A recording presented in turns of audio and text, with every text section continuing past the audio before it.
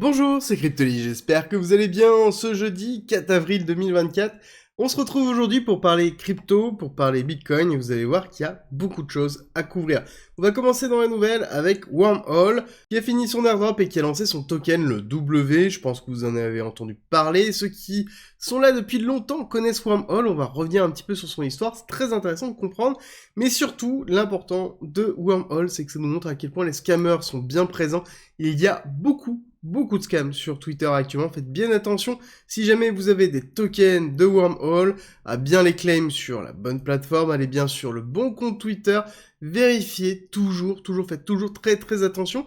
Et la petite histoire qui est quand même très rigolote, c'est que on a un meme coin qui s'appelait Wormhole, qui a totalement décollé, et à savoir que si vous aviez mis 5000$ d'allocation de Wormhole, donc si jamais vous aviez eu 5000$ d'airdrop de Wormhole avec le W, vous l'aurez mis sur Wormhole, donc c'est-à-dire le meme coin, vous aurez été millionnaire maintenant. Donc c'est la petite blague, à chaque fois qu'on a un projet qui a une grosse hype de cette façon-là, on accélère, surtout quand on regarde le passif de Wormhole, et ça, c'est pour ceux qui étaient en 2022, on a bien connu ça, on a connu un gros hack de 300 millions de dollars, 323 millions de dollars en l'occurrence, dans lequel la plateforme d'interopérabilité s'était fait hacker. Et ce qui était le plus intéressant dans cette histoire, c'est que quelques mois après, on a derrière une récupération des fonds. Donc je crois que c'était en février 2023, donc quasiment un an après, on a récupéré 225 millions de dollars dans la récupération qui était Jump Crypto. Mais c'est pour vous dire que oui, on parle beaucoup de Wormhole maintenant parce qu'ils lancent leur token W, mais historiquement, on parlait aussi beaucoup de Wormhole parce qu'ils s'étaient fait hacker et parce qu'ils avaient récupéré une partie des fonds, 2/3 des fonds, et c'est toujours à garder, on fait attention, les protocoles d'interopérabilité et les protocoles de bridge, ce qui est Wormhole de base, sont toujours à risque, et c'est de loin toujours ce qui est le plus hacké. C'est ce qu'on a vu sur 2022 et 2023, donc on fait toujours très attention. Dans les bonnes nouvelles, nous avons Zeus, le protocole d'interopérabilité de Solana, qui continue sa levée de fonds, 100 millions de dollars de valuation.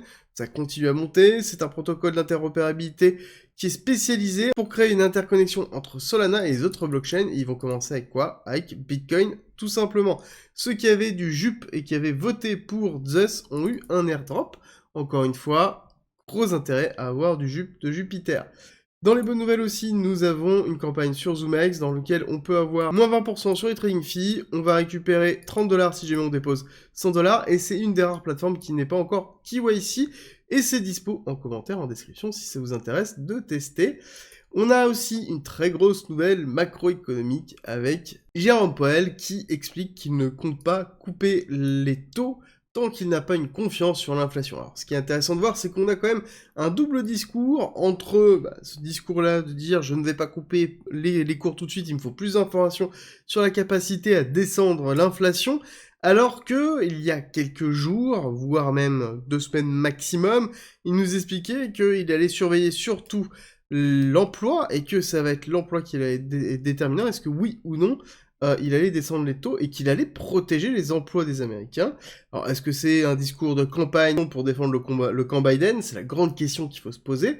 Mais en tout cas, ce qui est sûr et certain, c'est que on est quand même très loin de la certitude d'une baisse des taux comme d'une incertitude de la baisse des taux. On est dans un discours qui est vraiment entre les deux, qui est fait exprès pour ne pas donner en fait d'indication. Et c'est quelque chose qu'on ira voir, de toute façon, dans tous les cas, dans les cours, vous allez voir qu'il y a quand même des éléments très forts sur l'incertitude des marchés et comment les marchés sont en train de réagir dessus.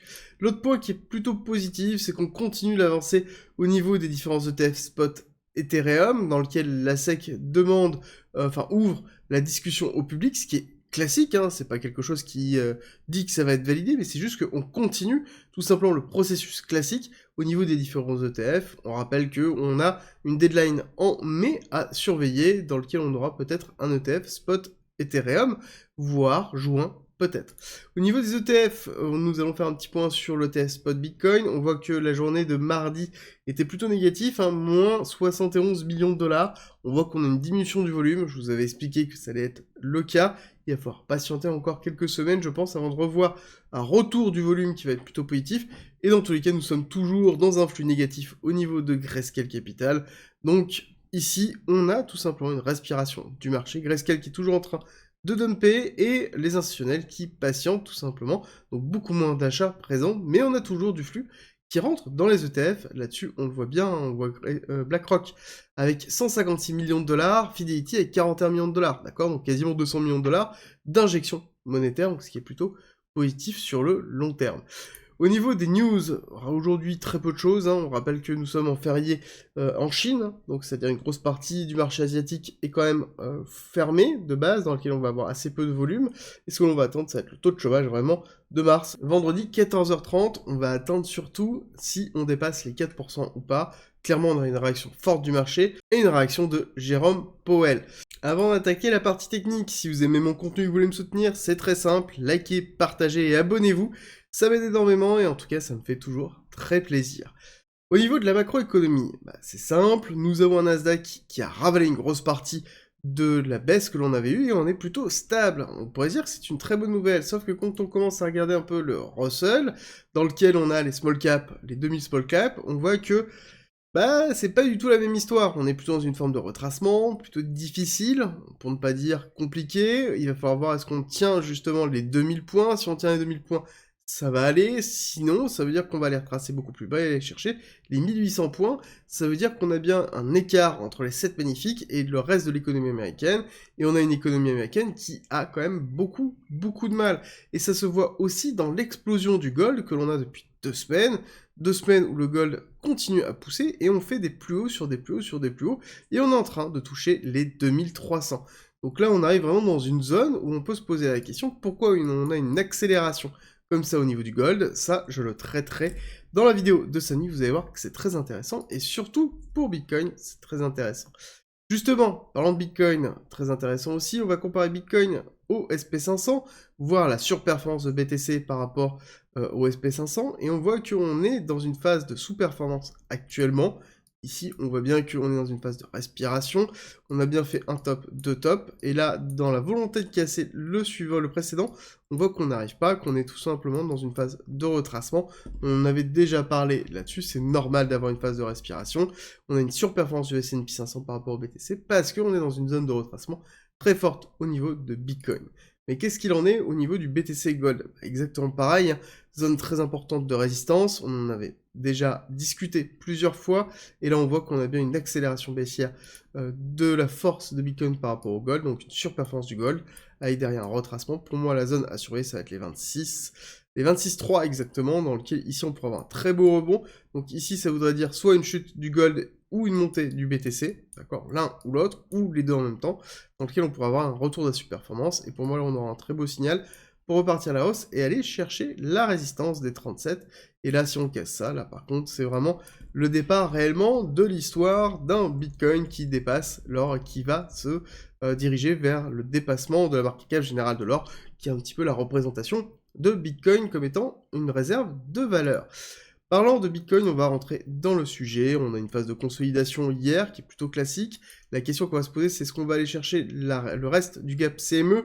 Comme je vous l'ai dit, ici, on est plutôt dans une phase là de consolidation. Donc pour moi, on aurait été dans une recherche de liquidité au-dessus. On n'est pas allé chercher les 67 535 sur le CME, ce qui est un petit peu dommage. Je pensais qu'on allait chercher la liquidité qui se trouvait là, voire même un petit peu plus haut, à savoir qu'on a une zone de liquidité qui est en attente. Ici, on a la zone de retest qu'on s'était noté dans cette partie-là. On la voit très bien, on a une grosse partie d'imbalance. On pourrait aller chercher un petit peu plus haut et aller chercher ici 69 100 avant de redescendre. La question que l'on va se poser, c'est est-ce qu'on n'est pas tout simplement ici dans la construction d'un flag pour casser directement, d'accord? Est-ce que le flag va monter jusqu'au retest? C'est la grande question qu'il va falloir se poser. Et je pense qu'on aura la réponse aujourd'hui ou demain, maximum fin de semaine, parce qu'on voit qu'on a quand même une baisse et une faiblesse au niveau du Bitcoin. Ça, il ne faut pas se leurrer, on le voit très bien.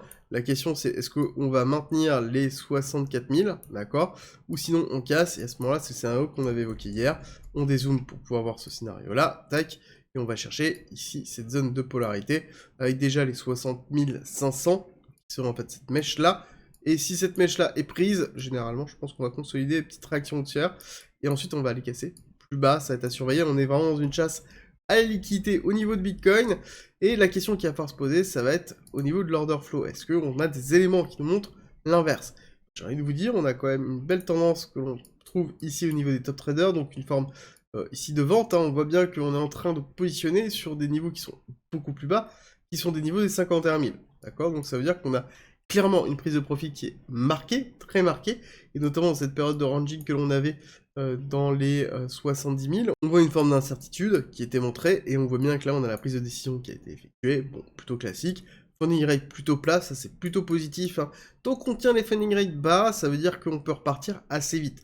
Si on continue à racheter ce dip-là à levier, on s'enfonce très très vite, et c'est pour ça que là, actuellement, on n'a toujours pas de grosses jambes baissières. C'est parce qu'il n'y a plus trop de levier dans cette zone-là, les liquidations sont ici dans cette mèche-là, et en dessous de cette mèche-là, en fait, ici, et dans la zone des 50, en dessous des 60 000 globalement, donc il y a à aller chercher, donc là ça va être la grosse zone de cluster, et il va falloir voir est-ce qu'on y va sur une mèche, ou est-ce qu'on structure une AQ, hop, on va chercher le retest, et ensuite on chute. Ça va être la grosse question qui va falloir se poser sur cette fin de semaine, comme je l'ai dit. Concernant les liquidations, on voit bien que court terme, on a la liquidation au niveau de ces mèches-là, très peu de liquidation en fait à aller chercher dans le retest. C'est peut-être ça que il n'y a pas assez d'incentive pour aller chercher la liquidation, les clusters de liquidation dans les alentours des 68 490, donc globalement 69 000, donc c'est peut-être pour ça qu'on va s'enfoncer assez rapidement. Petit point rapide sur les ordres, on voit plusieurs choses qui vont dans le sens d'une continuité baissière, c'est que les ordres blocs qui étaient ici, dans lesquels on avait beaucoup d'ordres, bah, ils avaient disparu, j'avais trouvé ça très intéressant comme concept, et on voit qu'on a quand même un plafonnement des ordres qui est en train de se mettre en place ici, et quand on regarde, c'est quoi? Bah, c'est la zone toujours des 60 000, hein, d'accord? Vraiment grosse... Enfin, un petit peu plus ici, et surtout on voit qu'on s'attend à aller chercher tous ces ordres-là et à aller acheter globalement ce dip. Donc ça veut dire qu'il y a bien un positionnement sur une continuité baissière qui est en train de se faire, ou en tout cas, on essaie de saisir l'opportunité. On va faire un petit point sur les altcoins, dans lequel je rappelle que le total market cap, donc qui reprend la totalité des cryptos, on n'a toujours pas fait la TH, on est oui dans une phase de retracement, mais on respire. Pourquoi je vous montre ça? Parce que le funding rate, clairement, sur les altcoins est inexistant, voilà, est inexistant, donc c'est-à-dire qu'on est vraiment tout nu, ça veut dire qu'il n'y a personne qui est en train d'acheter les altcoins à levier, ce qui est plutôt positif. Quand on a ça, généralement, on a plus tendance à se dire qu'il va falloir commencer à chasser les altcoins, et que on pourrait se retrouver sur une période où on va être assez bien, parce qu'on n'a pas de funding rate. On n'a pas de funding rate, donc il n'y a pas d'intérêt à aller liquider beaucoup plus bas que les zones qu'on a données. Donc oui, on peut avoir une tendance baissière court terme, encore une fois, mais là, ce qui nous dit, enfin ce qui se place au niveau de funding rate, c'est que c'est plutôt positif sur les altcoins. Je vous rappelle que vous avez en description dans nos commentaires une stratégie 100% gratuite pour la gestion des achats, la gestion des ventes et la gestion psychologique de ce qui est en train de se passer, qui peut être appliquée très simplement aux altcoins. C'est 100% gratuit, c'est en commentaire en description si ça vous intéresse. Et ça se valide aussi dans la tendance, on voit qu'on est en 24 heures sur le RSI, et on voit que on continue toujours la baisse, on se dirige vers tout simplement une tendance de survente au niveau des différents altcoins, et donc ça veut dire qu'on va bientôt rentrer dans une zone qui est intéressante, encore une fois, le bientôt étant très relatif parce qu'on n'a pas cette visibilité. Et justement, en termes de visibilité, on va terminer sur ça, et vous allez voir que c'est très intéressant. On va avoir Ethereum sur Bitcoin, on voit qu'on est très faible, on a toujours une sous-performance d'Ethereum, mais qui est vraiment très très marquée. En même temps, avec tout ce qui se passe au niveau de la SEC, c'est normal, mais on est toujours, et on tient toujours ici ce support. Tant qu'on le tient, bon, on est plutôt confiant. Par contre, ce qui est très intéressant, c'est la force de Solana par rapport à Bitcoin. On voit qu'on maintient très très fortement ici ce niveau-là. Ça veut dire qu'on a un Solana qui est en surperformance du marché général et qui arrive à tenir grandement ici l'ensemble de la chute et l'ensemble de la liquidation que l'on pourrait avoir sur Bitcoin et l'ensemble des altcoins. Donc ça veut dire qu'on a un écosystème de Solana qui est encore très fort, et je pense que c'est le cas, et ce sera le cas sur le reste de ce bull run, et c'est vraiment quelque chose à surveiller sur le long terme. Ce sera tout pour aujourd'hui, j'espère que cette vidéo vous a plu. Si c'est le cas et que vous voulez me soutenir, c'est très simple. Comme je l'ai dit, likez, partagez et abonnez-vous si ce n'est pas déjà fait, et on se retrouve très vite pour une nouvelle vidéo.